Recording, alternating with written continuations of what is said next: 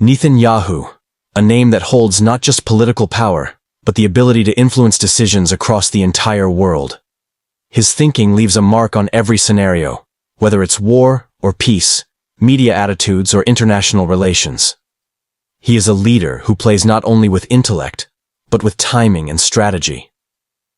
In this documentary, we will explore how Netanyahu used the magic of power, education, and experience to become one of the most influential leaders in the world today. This is the story of a political figure who controls not only what happens on the stage, but everything behind the scenes as well. This is not just the story of Netanyahu. It is the tale of an entire nation that, through cunning, planning, and media, is leaving its mark on every corner of the world. Behind every conflict, every new law, every wave of change, you'll find some trace of their involvement. It feels as if they are not only steering politics, but also controlling economics, science, and even entertainment according to their blueprint. Netanyahu is merely a face. The real player is the carefully crafted strategy that the entire nation is writing together. And today, that strategy has become a silent yet significant threat to the world. Their influence in every matter, their move in every decision. Is this merely the role of one leader? Or the masterful and mysterious game plan of an entire nation?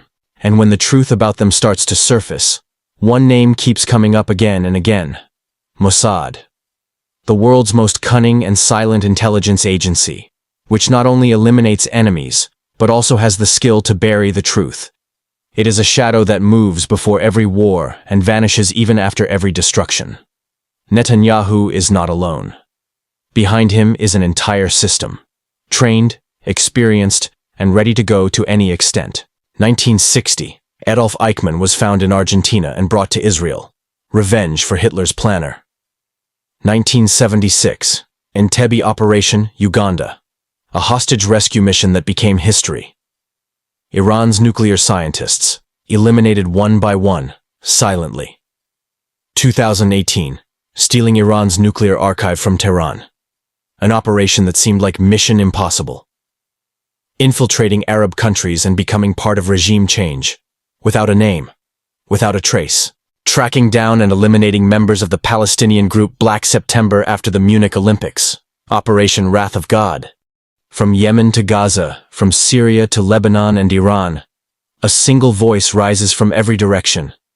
Opposition to Israel. But Netanyahu's Israel hasn't just responded.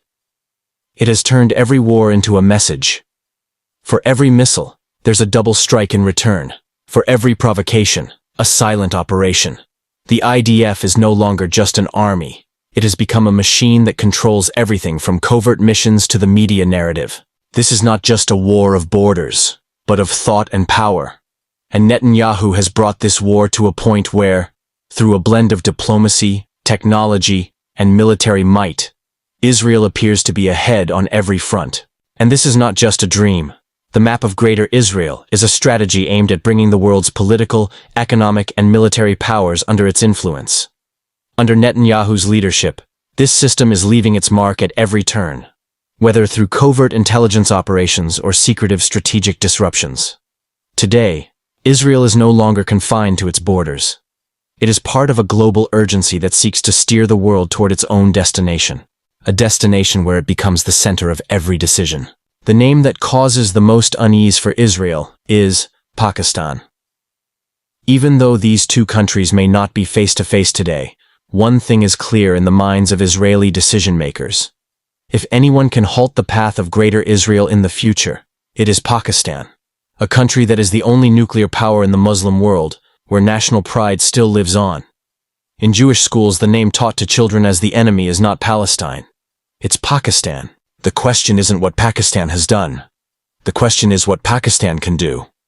Perhaps that's why, for them, this name is not just a country.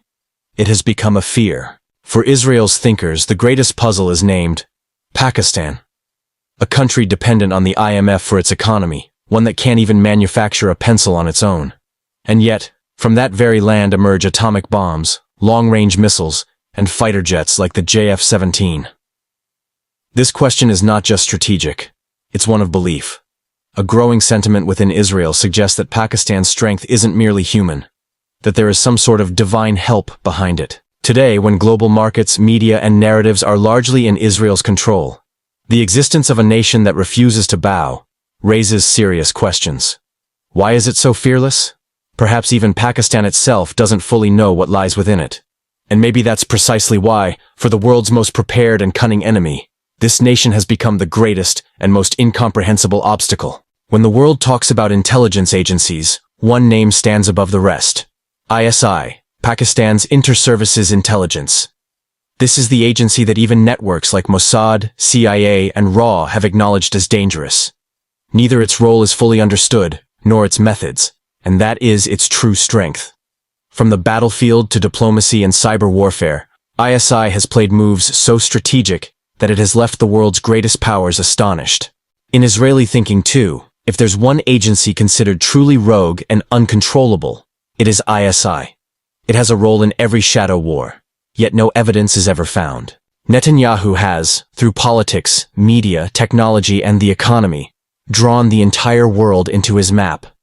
Every superpower moves at his signal. But now, he faces a nation that does not yield to pressure. Pakistan. The question now is, the man who has managed to control the world, can he bring Pakistan under his influence too? Let's see.